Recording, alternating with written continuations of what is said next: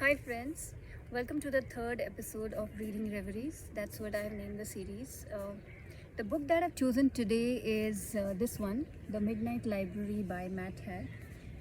It's a very beautiful book which reminds us of the absurdist philosophy of 20th century, which was actually an offshoot of the existential school of philosophy propounded by Sartre, the French philosopher, and prompted by writers like Albert Camus, who is known to be an absurdist. Very beautifully bringing out that it is natural for human beings to feel that there is no meaning in life, and it's actually very absurd. But when we read absurdist school of philosophy, we should always keep it in mind that the purpose of those writers is to uh, prove to us and to establish that life has to be made meaningful. One has to find meaning in life. It is natural for us to feel sometimes that there is no meaning, and it doesn't make sense, and why are we doing what we are doing. But then we have to create our own meaning in life. The universe is cold, chaotic, and indifferent, but we have to find our own meaning, and that is what is the essence of this book as well. So I'll read an excerpt from the book.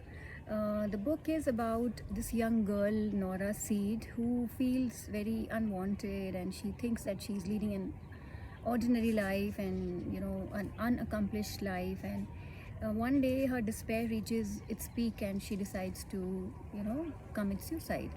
But that's when the true story, the real story begins. She gets stuck in between life and death, and she finds a library where there are various shelves, and they give her a chance to go back to the lives that she wanted to live, once again, and to see if she would like to make any changes in her in those lives. How would she like to lead her lives if she was given a new chance, if she would be given another chance to live.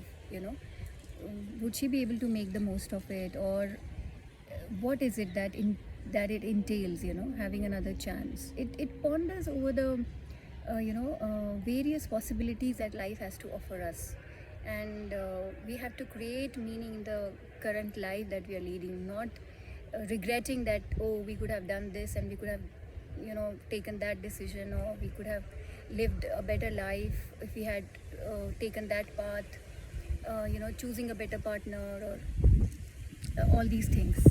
So this is what Nora concludes at the end. So I would not like to give you further details so that I would not like to give you any spoilers. I would like you to pick up the book and read, but I'll read the last page for you, what Nora concludes after visiting all those lives that she wanted to lead. So this is what she has to say. It is easy to mourn the lives we aren't living. Easy to wish we'd developed other talents, said yes to different offers. Easy to wish we'd worked harder, loved better, handled our finances more astutely, been more popular, stayed in the band, gone to Australia, said yes to the coffee, or done more bloody yoga. So these are the things that she regretted not doing in her life. That's why we all have our own regrets.